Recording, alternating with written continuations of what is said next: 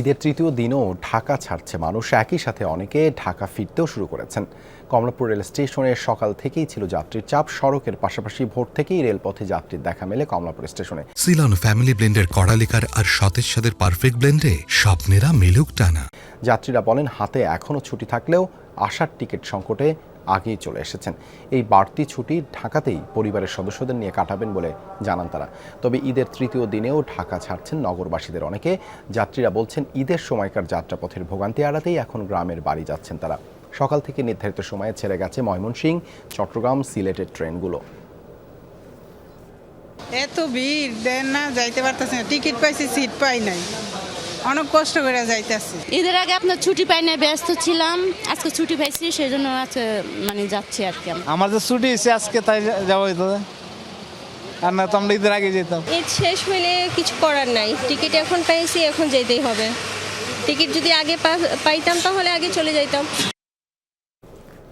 ট্রেনের মতো বাসেও বাড়ি যাচ্ছেন কেউ কেউ, আবারও ফিরছেন অনেকে। রাজধানীতে মহাখালীতে আছেন সহকর্মী নুনবী সরকার, যাচ্ছি তার কাছে। নুনবী, ঢাকায় ফেরা মানুষের চাপ কেমন দেখছেন? এছাড়া আজও নিশ্চয়ই অনেকে বাড়ির পথ ধরছেন, সে বিষয়েও বিস্তারিত জানাবেন।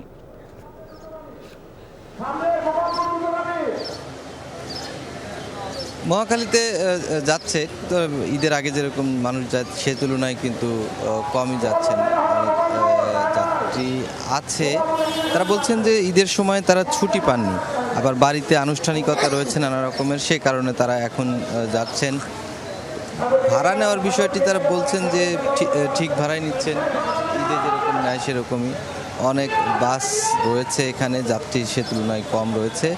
তবে ঢাকার দিকে অনেক যাত্রী আসছেন, ঈদ যারা গ্রামে করেছেন তারা বলছেন যে একটু ঝামেলা এড়াতে রাস্তাঘাটে যানজট যেন না ভোগান্তিতে পড়েন, সেজন্য তারা আসছেন। আবার কেউ কেউ বলছেন আজ এবং কালের মধ্যে তাদের অফিসে যোগ দিতে হবে, সে কারণে তারা আসছেন। আবার বলছেন যে তাদের দোকান ব্যবসা ছিল সেগুলো তারা পরিচালনা করবেন, নতুন করে খুলবেন, সে কারণে তারা আবার আসছেন। কেউ কেউ বলছেন বাসা ফাঁকা রেখে গেছিলাম, এই কারণে দ্রুত চলে আসছি। এরকম নানা ধরনের কারণে কিন্তু মানুষজন ফিরে আসছেন ঢাকাতে। আগামীকাল থেকে এই ঢাকামুখী যাত্রীর চাপ বাড়বে ট্রেনে এবং বাসে, দুদিকেই পরিবহন সংশ্লিষ্ট যারা আছেন তারা প্রত্যেকেই কিন্তু বলছেন।